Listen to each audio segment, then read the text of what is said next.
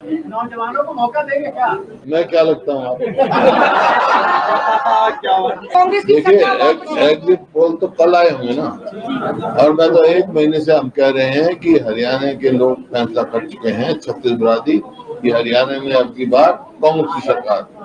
आप लोगों का खुद का एग्जिट पोल से लगा, आप लोग भी सीनियर लीडर हैं, आप लोगों ने असेसमेंट किया होगा। कांग्रेस पार्टी भारी बहुमत से सरकार बनाएगी। कितनी सीटें आएंगी सर? आप सीटें नहीं, बहुमत से बनाएगी, अच्छी बहुमत से बनाएगी। सरकार कांग्रेस की बनने जा रही है। हुड्डा जी, आप ये कह रहे हैं जिस तरीके से हम देख रहे हैं, बीजेपी ये दावा कर रही है कि हमारी सरकार बनेगी, उनके दावे के पीछे क्या वजह मानते हैं आप? कुछ ने तो पता नहीं क्या क्या दावा करते रहे, तो लोकसभा में क्या क्या दावा करते थे हरियाणा में, और नतीजा क्या हुआ? देखिए, 10 लोकसभा के हमारी पार्लियामेंट्री हल्के हैं, 10 की 10 में है कांग्रेस का वोट शेयर बढ़ा है जो पीछे चुनाव हुए, और बीजेपी घटा है। 90 असेंबली क्षेत्र है, असेंबली के 90 के 90 में कांग्रेस का वोट शेयर बढ़ा है और बीजेपी घटा है। साफ संकेत लोगों ने दे रखा है कि अब की बार हरियाणा में कांग्रेस की सरकार। नायाब सैनी ये कह रहे हैं कि 8 तारीख को जब नतीजे आएंगे उनके बाद तमाम रिपोर्ट है कि जनता जवाब देगी और कांग्रेस कहेगी कि ईवीएम खराब है, तो इसको लेकर क्या कहेंगे? वो उनकी सोच है, हमारे को पूरा वो है, और भारी बहुमत से कांग्रेस की सरकार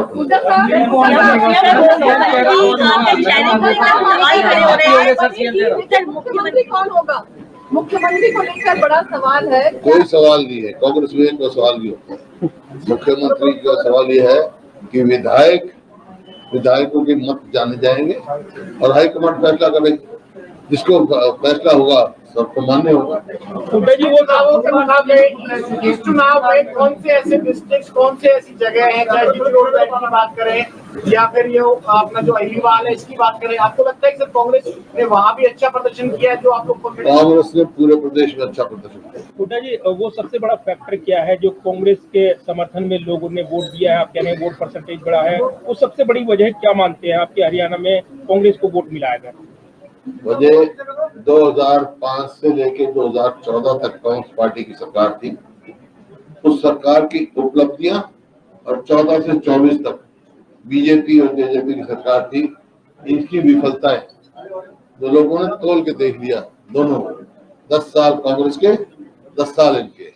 और जो प्रदेश 2014 में जब अपने सरकार छोड़ी कांग्रेस पार्टी ने, प्रति व्यक्ति आय में, प्रति व्यक्ति निवेश में, कानून व्यवस्था में, नौकरी देने में और खेल खिलाड़ियों में नंबर 1 था।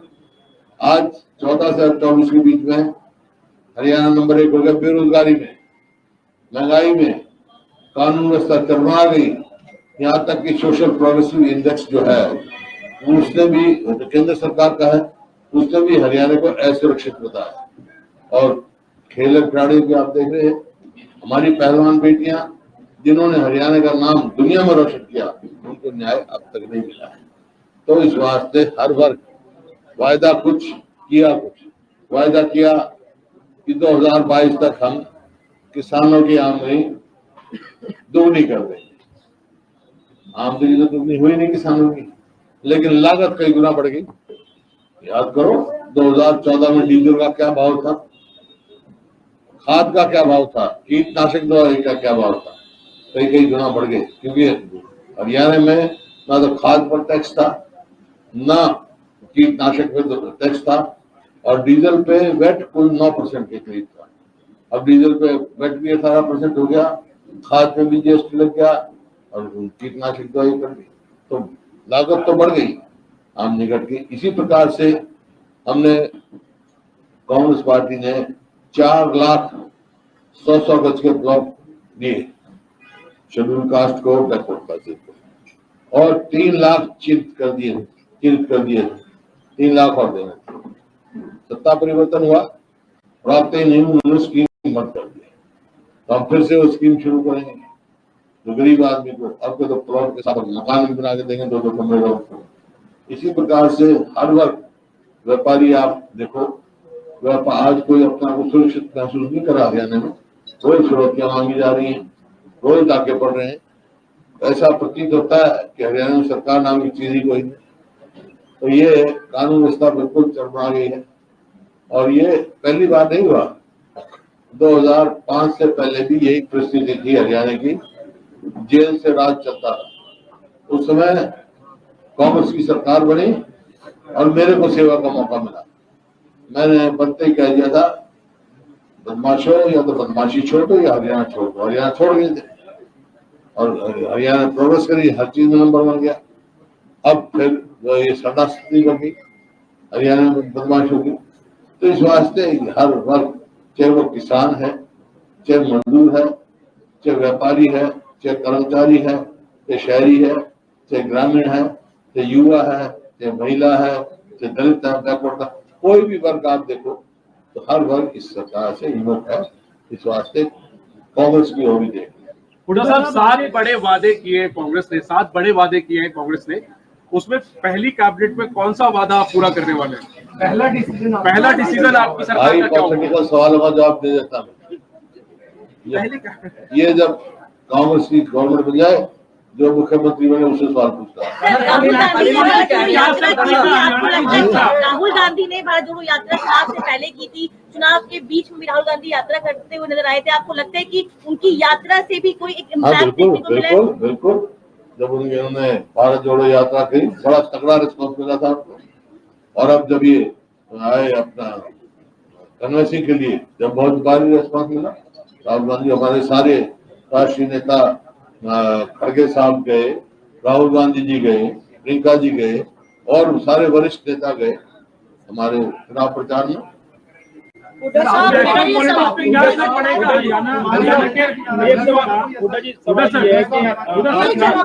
वन बाय वन मैं जितनी देर पूछते रहना, मैं जल्दी पूछो। कुमारी शैलजा जी के नाराजगी से क्या कोई एक बड़ा फैक्टर होगा इसमें, या मुख्यमंत्री की किस चीज की नाराजगी? कोई नाराजगी किसी से नहीं। कांग्रेस एकजुट है।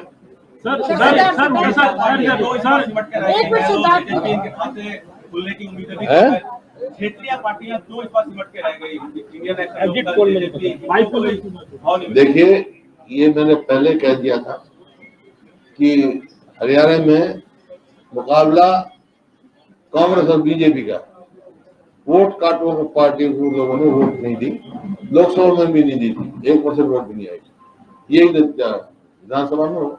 साहब, नेशनल पॉलिटिक्स पे क्या असर पड़ेगा इसका, इन नतीजों का राष्ट्रीय राजनीति पे क्या असर पड़ेगा? पहला सवाल है। दूसरा ये कि हरियाणा जो है किसानों का प्रदेश है और जो लीगल गारंटी एमएसपी की मांग हो रही थी, पंजाब और हरियाणा दोनों से ही जो है पूरे किसान पहुंचे हुए थे।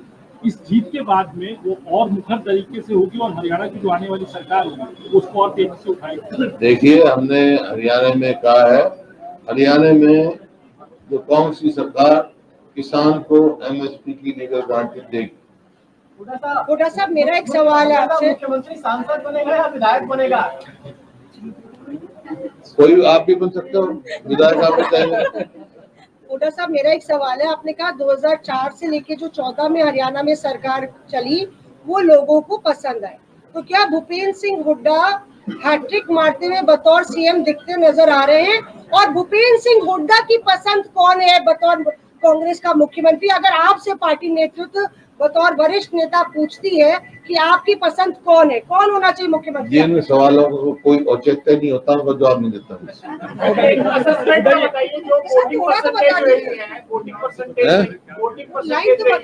किस तरह की रही और चुनाव जो प्रत्यक्ष हुआ पूरा प्रदेश में? देखिए, चुनाव हुआ है, मैंने कल भी कहा, आज भी कहा है, हरियाणा के लोगों के प्रति आभार व्यक्त किया सबने। बहुत शांतिप्रिय ढंग से चुनाव हुआ है, कोई अप्रिय घटना नहीं घटी है, इस बात की हार्दिक बधाई देता हूँ। सर, आपने पहले भी कहा ठीक अच्छी है, 68%। सर, आपने पहले भी कहा था कि रिटायर नहीं हुए हैं, अपना टायर हुए हैं, इसीलिए ये सवाल पूछ रहे हैं। अभी भी आप अब भी यही कह रहा हूँ ना, मैं टायर्ड हूँ ना रिटायर्ड हूँ। बोलो, तो हैट्रिक लगाएंगे सर आप? तो हैट्रिक लगाने को तैयार है? नौजवानों को मौका देंगे क्या? सर हैट्रिक लगाने को तैयार है या टायर्ड नहीं है? मैं क्या लगता हूँ आपको?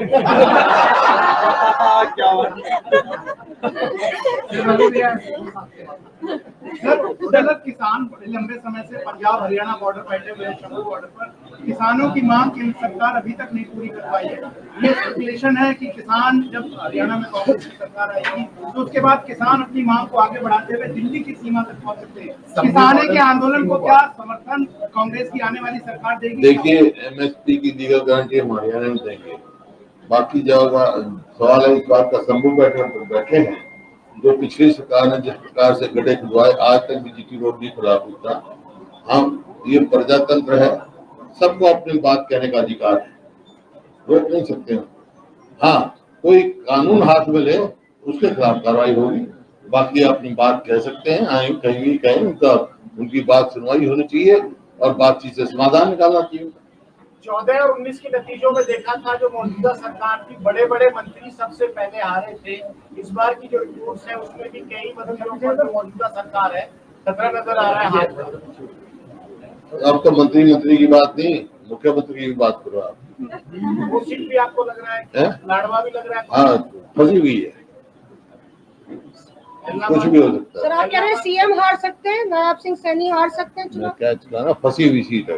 इलाहाबाद इलाहाबाद हुड्डा साहब, अनिल विज कह रहे हैं कि वो जाएंगे सीएम ऑफिस चुनाव जीत होने के बाद, रिजल्ट आने के बाद। क्या अगर आपको कोई इतराज तो कह जाएंगे, आप भी कह दो, आप भी कोशिश करना। सर हरियाणा चुनाव के बाद महाराष्ट्र विधानसभा चुनाव ये प्रजातंत्र है भाई, कोई बात आपको कह सकता है, बोलने का अधिकार है, कहने का अधिकार है। आप उनको उनका अधिकार छीनना चाहते हो, इंग्लिश जी का अधिकार। दरअसल हरियाणा चुनाव के नतीजों का असर आने वाली विधानसभा चुनाव पे आप पड़ते हुए देख रहे हैं महाराष्ट्र में? देखो, हर चुनाव का कहीं ना कहीं थोड़ा बहुत असर पड़ता है प्रजातंत्र में, हर चुनाव का। ये तो एक प्रदेश के चुनाव का है, एक सांसद के चुनाव का भी, उसका भी असर पड़ता है।